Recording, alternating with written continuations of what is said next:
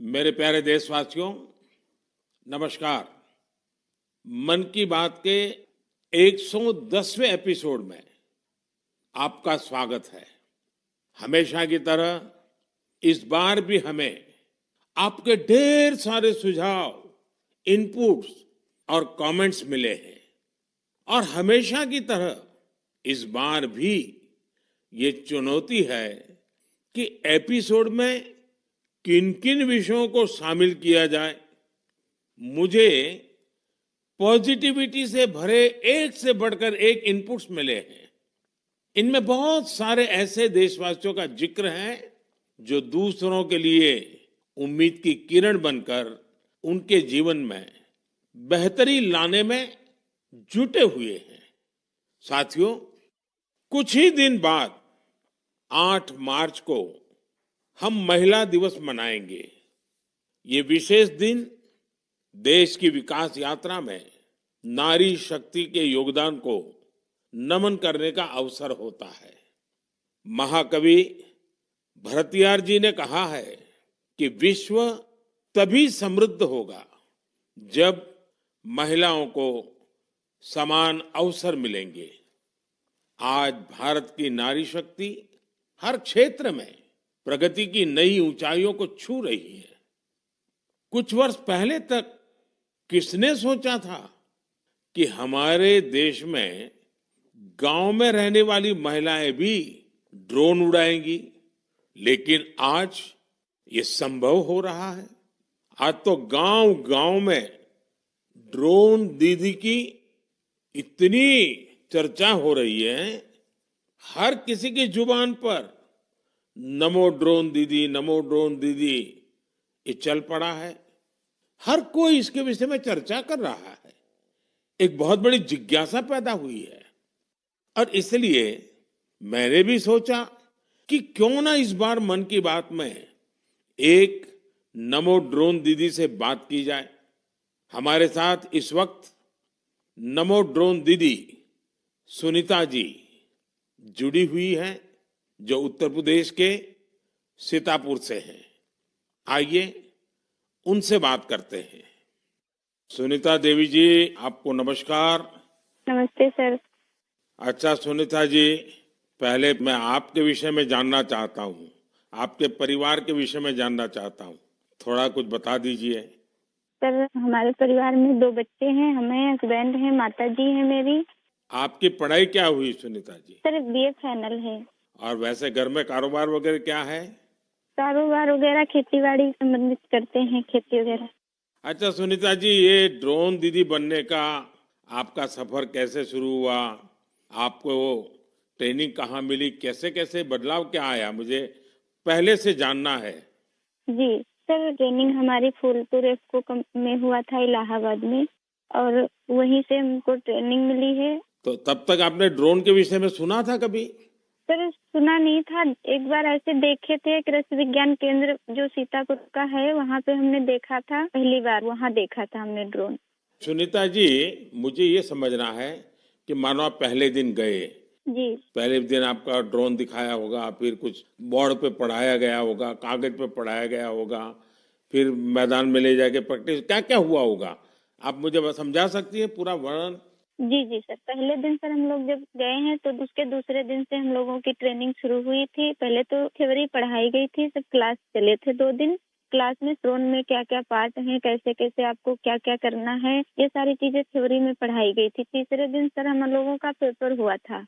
उसके बाद में फिर सर एक कंप्यूटर पे भी पेपर हुआ था, मतलब पहले क्लास चला, उसके बाद में टेस्ट लिया गया, फिर प्रैक्टिकल करवाया गया था हम लोगों का, मतलब ड्रोन कैसे उड़ाना है, कैसे-कैसे मतलब आपको कंट्रोल कैसे संभालना है, हर चीज सिखाई गई थी प्रैक्टिकल के तौर में। फिर ड्रोन काम क्या करेगा वो कैसे सिखाया? सर ड्रोन काम करेगा कि जैसे अभी फसल बड़ी हो रही, बरसात का मौसम या कुछ भी ऐसे बरसात में दिक्कत होती, खेत में फसल में हम लोग घुस नहीं पा रहे हैं, तो कैसे मजदूर अंदर जाएगा। तो इसके माध्यम से हम बहुत फायदा किसानों को होगा और वहाँ खेत में घुसना भी नहीं पड़ेगा। हमारा ड्रोन जो हम मजदूर लगा के अपना काम करते हैं, वो हमारा ड्रोन से मेड़ पे खड़े होके हम अपना वो कर सकते हैं। कोई कीड़ा मकोड़ा अगर खेत के अंदर है, उससे हमें सावधानी भी बरतनी रहेगी, कोई दिक्कत नहीं हो सकती है। और किसानों को भी बहुत अच्छा लग रहा है सर। हमने 35 एकड़ स्प्रे कर चुके हैं अभी तक। तो किसानों को भी समझ है कि इसका फायदा है। जी सर, किसानों को बहुत संतुष्ट होते हैं, कह रहे हैं बहुत अच्छा लग रहा है, समय का भी बचत होता है, सारी सुविधा आप खुद देती हैं, पानी दवा सब कुछ आप साथ में रखती हैं और हम लोगों को सिर्फ आके खेत बताना पड़ता है कि कहाँ से कहाँ तक मेरा खेत है और सारा काम आधा घंटे में ही निपटा देती। तो ये ड्रोन देखने के लिए और लोग भी आते होंगे फिर तो। सर बहुत भीड़ लग जाती है ड्रोन देखने के लिए, बहुत सारे लोग आ जाते हैं। जो बड़े बड़े फार्मर्स लोग हैं वो लोग नंबर भी ले जाते हैं कि हम भी आपको बुलाएंगे स्प्रे के लिए। अच्छा, क्योंकि मेरा एक मिशन है लखपति दीदी बनाने का। अगर आज देश भर की बहनें सुन रही हैं तो एक ड्रोन दीदी आज पहली बार मेरे साथ बात कर रही है, तो क्या कहना चाहेगी आप? जैसे आज मैं अकेले ड्रोन दीदी हूँ, तो ऐसी हजारों बहनें आगे आए कि मेरे जैसे ड्रोन दीदी वो भी बने। और मुझे बहुत खुशी होगी कि जब मैं अकेली हूँ, मेरे साथ में और हजारों लोग खड़े होंगे तो बहुत अच्छा लगेगा कि हम अकेले नहीं, बहुत सारे लोग हमारे साथ में ड्रोन दीदी के नाम से पहचानी जाती हैं। चलिए सुनीता जी, मेरी तरफ से आपको बहुत बहुत बधाई। ये नमो ड्रोन दीदी ये देश में कृषि को आधुनिक बनाने का एक बहुत बड़ा माध्यम बन रही है। मेरी बहुत बहुत शुभकामनाएं। Thank you sir. Thank you. साथियों, आज देश में कोई भी क्षेत्र ऐसा नहीं है जिसमें देश की नारी शक्ति पीछे रह गई हो।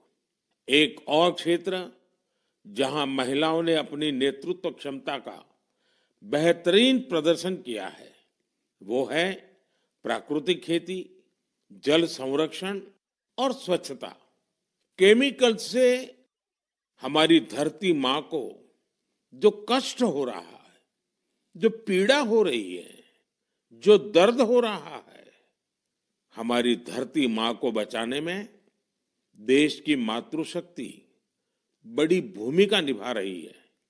देश के कोने कोने में महिलाएं अब प्राकृतिक खेती को विस्तार दे रही है।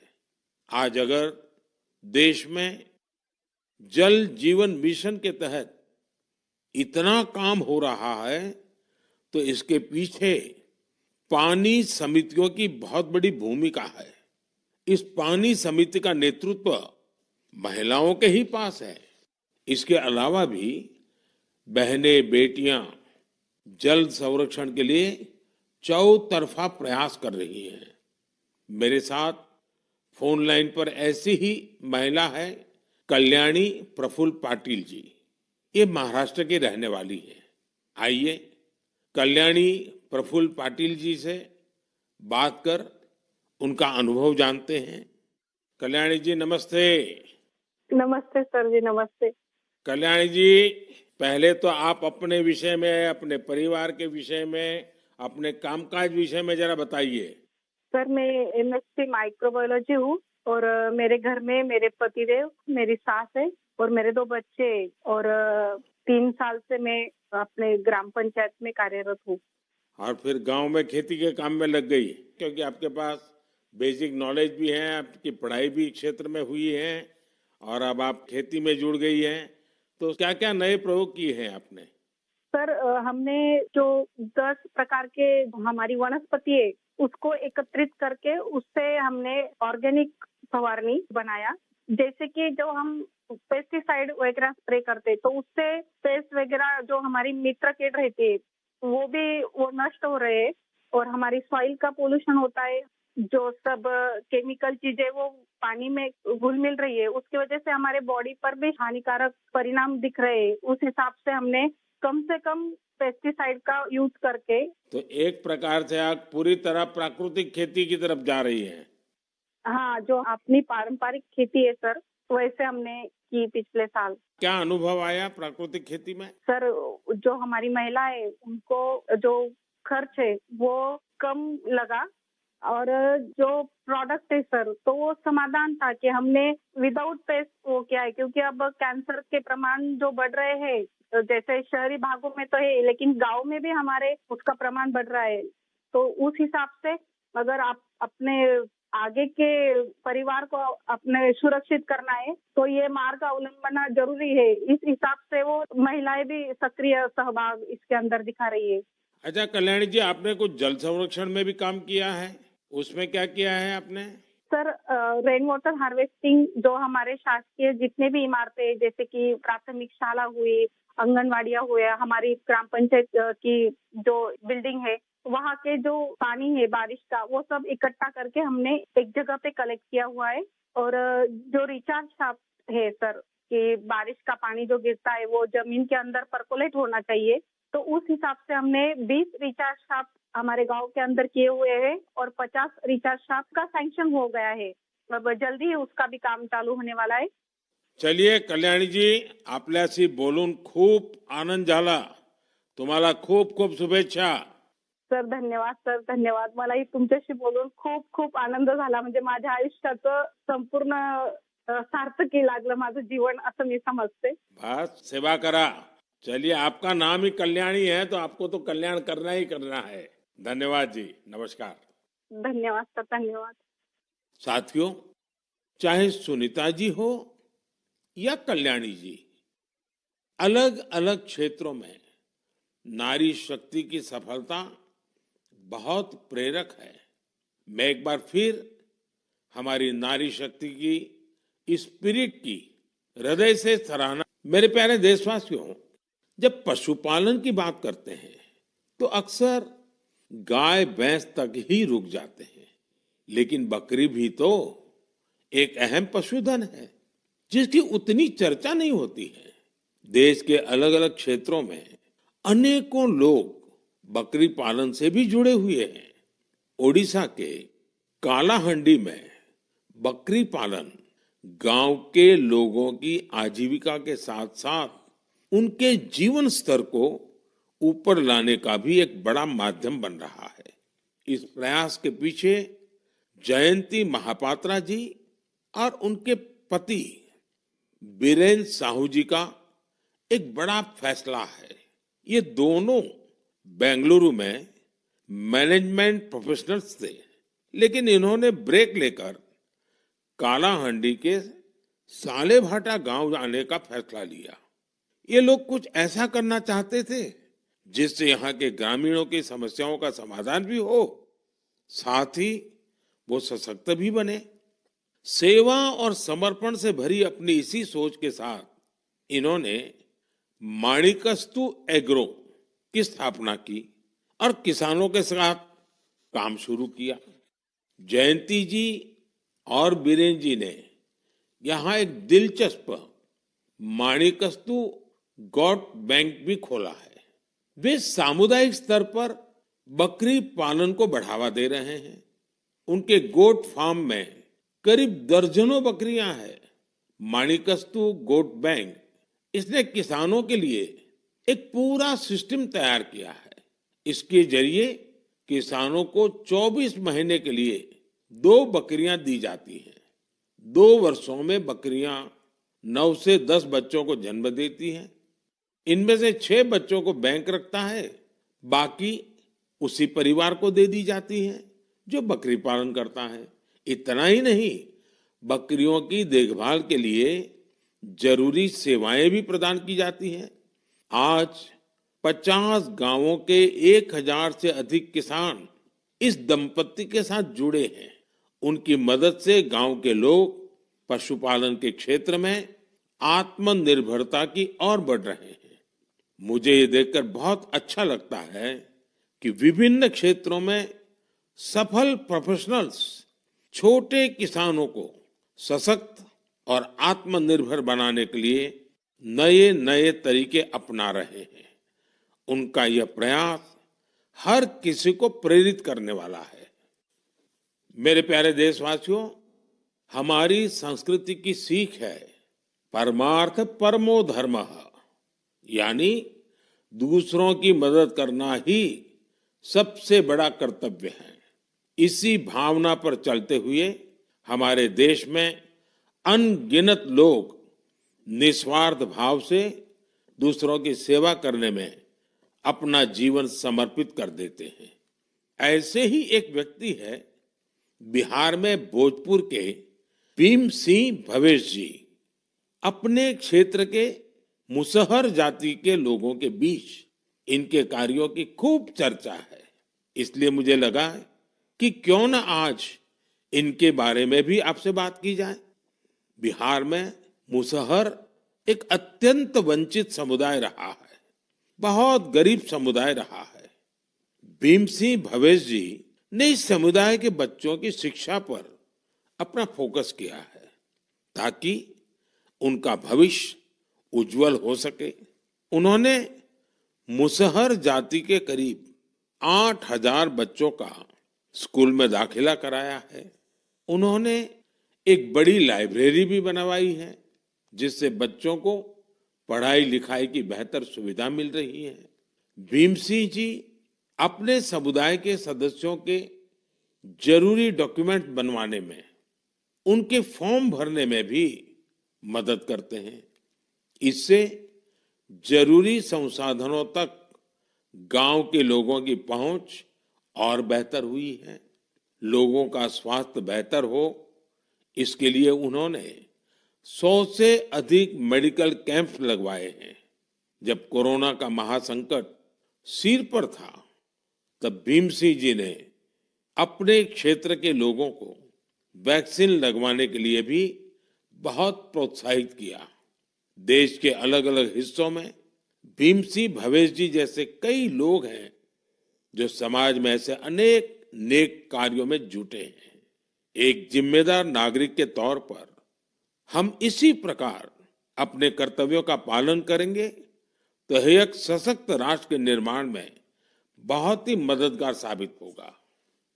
मेरे प्यारे देशवासियों, भारत की सुंदरता, यहाँ की विविधता और हमारी संस्कृति के अलग अलग रंगों में भी समाहित है।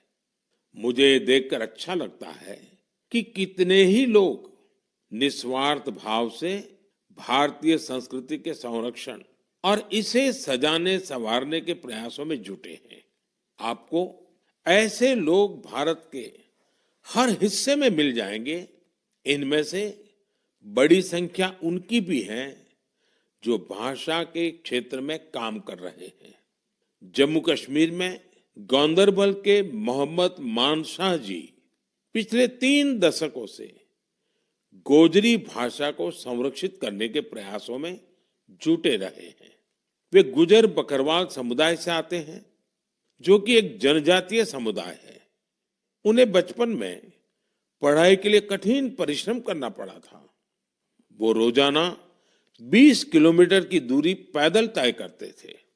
इस तरह की चुनौतियों के बीच उन्होंने मास्टर्स की डिग्री हासिल की और ऐसे में ही उनका अपनी भाषा को संरक्षित करने का संकल्प दृढ़ हुआ। साहित्य क्षेत्र में मानशाह जी के कार्यों का दायरा इतना बड़ा है कि इसे करीब 50 संस्करणों में सहेजा गया है। इनमें कविताएं और लोकगीत भी शामिल हैं। उन्होंने कई किताबों का अनुवाद गोजरी भाषा में किया है। साथियों, अरुणाचल प्रदेश में तिरप के बनवंग लोसू जी एक टीचर हैं। उन्होंने वांचो भाषा के प्रसार में अपना अहम योगदान दिया है। यह भाषा अरुणाचल प्रदेश, नागालैंड और असम के कुछ हिस्सों में बोली जाती है। उन्होंने एक लैंग्वेज स्कूल बनवाने का काम किया है। इसके वांचो भाषा की एक लिपि भी तैयार की है। वो आने वाली पीढ़ियों को भी वांचो भाषा सिखा रहे हैं ताकि इसे लुप्त होने से बचाया जा सके। साथियों, हमारे देश में बहुत सारे ऐसे लोग भी हैं जो गीतों और नृत्यों के माध्यम से अपनी संस्कृति और भाषा को संरक्षित करने में जुटे हैं। कर्नाटका के वेंकप्पा अंबाजी सुगेटकार, उनका जीवन भी इस मामले में बहुत प्रेरणादायी है। यहाँ के बागलकोट के रहने वाले सुगाटकर जी एक लोक गायक हैं। इन्होंने 1000 से अधिक गोंधड़ी गाने गाए हैं। साथ ही इस भाषा में कहानियों का भी खूब प्रचार प्रसार किया है। उन्होंने बिना फीस लिए सैकड़ों विद्यार्थियों को ट्रेनिंग भी दी है। भारत में उमंग और उत्साह से भरे ऐसे लोगों की कमी नहीं, जो हमारी संस्कृति को निरंतर समृद्ध बना रहे हैं। आप भी इनसे प्रेरणा लीजिए, कुछ अपना करने का प्रयास करिए, आपको बहुत संतोष का अनुभव होगा। मेरे प्यारे देशवासियों, 2 दिन पहले मैं वाराणसी में था और वहां मैंने एक बहुत ही शानदार फोटो प्रदर्शनी देखी। काशी और आसपास के युवाओं ने कैमरे पर जो मोमेंट कैप्चर किए हैं वो अद्भुत है। इसमें काफी फोटोग्राफ्स ऐसी हैं जो मोबाइल कैमरे से खींची गई थी। वाकई आज जिसके पास मोबाइल है वो एक कंटेंट क्रिएटर बन गया है। लोगों को अपना हुनर और प्रतिभा दिखाने में सोशल मीडिया ने भी बहुत मदद की है। भारत के हमारे युवा साथी कंटेंट क्रिएशन के क्षेत्र में कमाल कर रहे हैं। चाहे कोई भी सोशल मीडिया प्लेटफॉर्म हो, आपको अलग अलग विषयों पर अलग अलग कंटेंट शेयर करते हमारे युवा साथी मिल ही जाएंगे। टूरिज्म हो, सोशल कॉज हो, पब्लिक पार्टिसिपेशन हो या फिर प्रेरक जीवन यात्रा, इनसे जुड़े तरह तरह के कंटेंट्स सोशल मीडिया पर मौजूद है। कंटेंट क्रिएट कर रहे देश के युवाओं की आवाज आज बहुत प्रभावी बन चुकी है। उनकी प्रतिभा को सम्मान देने के लिए देश में नेशनल क्रिएटर्स अवार्ड शुरू किया गया है। इसके तहत अलग अलग कैटेगरीज में उन चेंज मेकर्स को सम्मानित करने की तैयारी है जो सामाजिक परिवर्तन की प्रभावी आवाज बनने के लिए टेक्नोलॉजी का उपयोग कर रहे हैं। यह कॉन्टेस्ट माई गॉव पर चल रहा है और मैं कंटेंट क्रिएटर्स को इससे जुड़ने के लिए आग्रह करूंगा। आप भी अगर ऐसे इंटरेस्टिंग कंटेंट क्रिएटर्स को जानते हैं तो उन्हें नेशनल क्रिएटर्स अवार्ड के लिए जरूर नॉमिनेट करें। मेरे प्यारे देशवासियों, मुझे इस बात की खुशी है कि कुछ दिन पहले ही चुनाव आयोग ने एक और अभियान की शुरुआत की है, मेरा पहला वोट देश के लिए। इसके जरिए विशेष रूप से फर्स्ट टाइम वोटर्स से अधिक संख्या में मतदान करने का आग्रह किया गया है।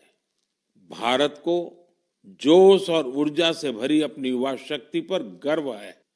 हमारे युवा साथी चुनावी प्रक्रिया में जितनी अधिक भागीदारी करेंगे, मेरे प्यारे देशवासियों, आज हम सबके जीवन में टेक्नोलॉजी का महत्व बहुत बढ़ गया है। मोबाइल फोन, डिजिटल गैजेट्स हम सबकी जिंदगी का अहम हिस्सा बन गए हैं। लेकिन क्या आप कल्पना कर सकते हैं कि डिजिटल गैजेट्स की मदद से अब वन्य जीवों के साथ तालमेल बिठाने में भी मदद मिल रही है। कुछ दिन बाद 3 मार्च को विश्व वन्य जीव दिवस है। इस दिन को वन्य जीवों के संरक्षण के प्रति जागरूकता फैलाने के उद्देश्य से मनाया जाता है। इस वर्ष वर्ल्ड वाइल्ड लाइफ डे की थीम में डिजिटल इनोवेशन को सर्वोपरि रखा गया है। आपको ये जानकर खुशी होगी कि हमारे देश के अलग अलग हिस्सों में वन्य जीवों के संरक्षण के लिए टेक्नोलॉजी का खूब उपयोग हो रहा है।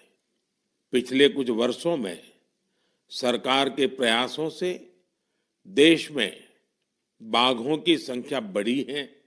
महाराष्ट्र के चंद्रपुर के टाइगर रिजर्व में बाघों की संख्या 250 से ज्यादा हो गई है। चंद्रपुर जिले में इंसान और बाघों के संघर्ष को कम करने के लिए आर्टिफिशियल इंटेलिजेंस की मदद ली जा रही है। यहाँ गांव और जंगल की सीमा पर कैमरे लगाए गए हैं।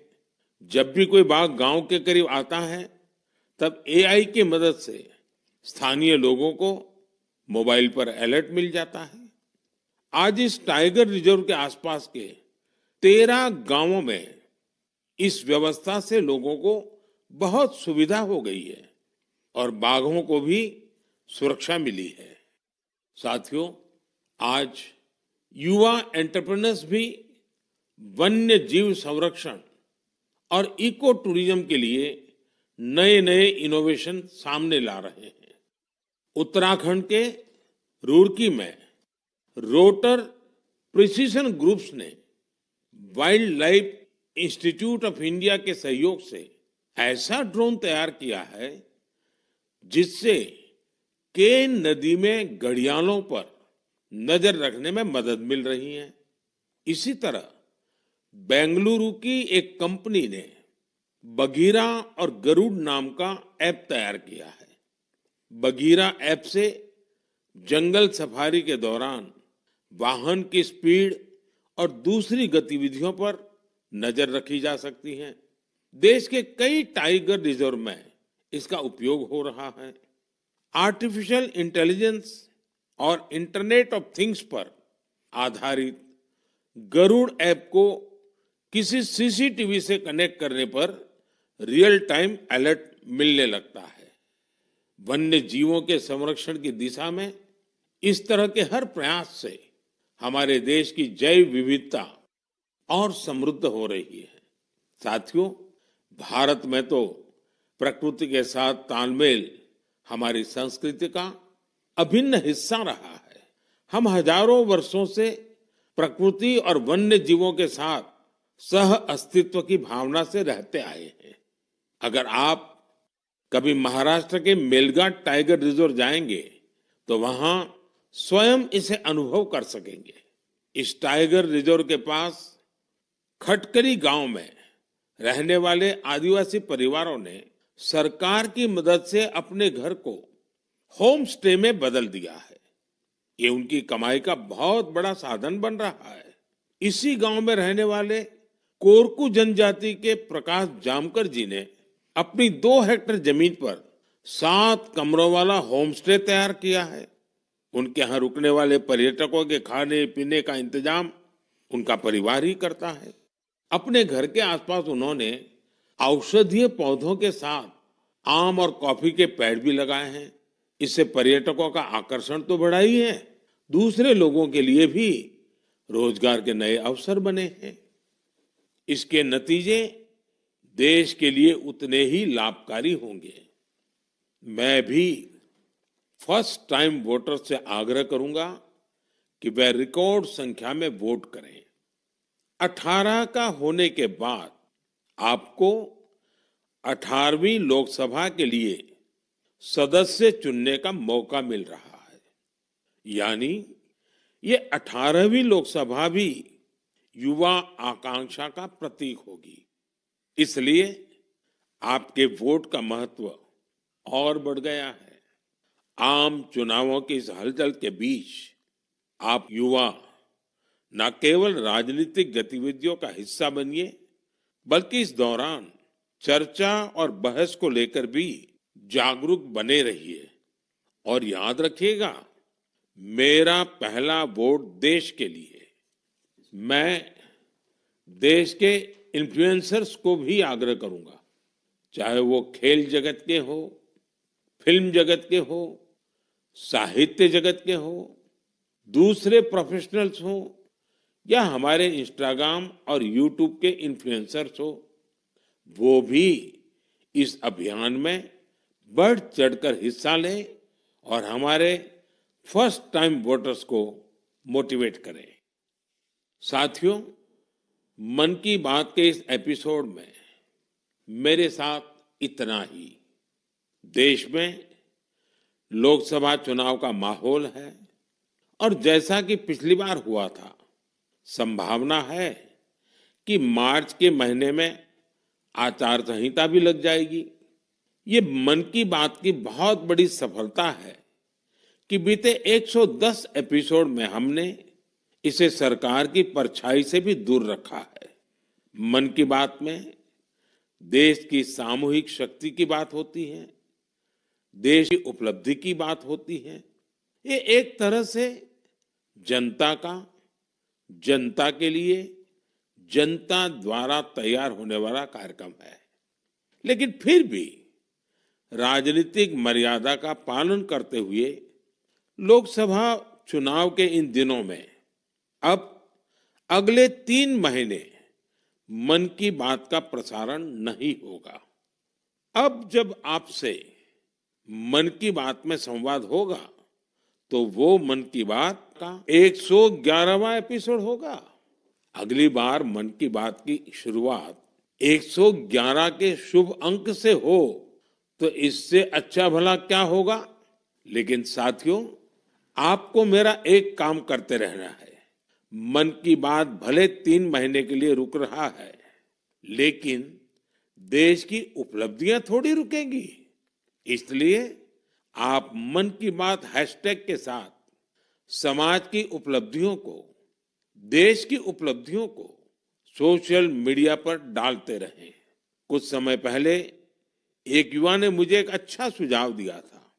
सुझाव ये कि मन की बात के अब तक के एपिसोड में से छोटे छोटे वीडियो YouTube शॉर्ट्स के रूप में शेयर करना चाहिए। इसलिए मैं मन की बात के श्रोताओं से आग्रह करूंगा कि ऐसे शॉर्ट्स को खूब शेयर करें। साथियों, जब अगली बार आपसे संवाद होगा तो फिर नई ऊर्जा, नई जानकारियों के साथ आपसे मिलूंगा। आप अपना ध्यान रखिए। बहुत बहुत धन्यवाद। नमस्कार।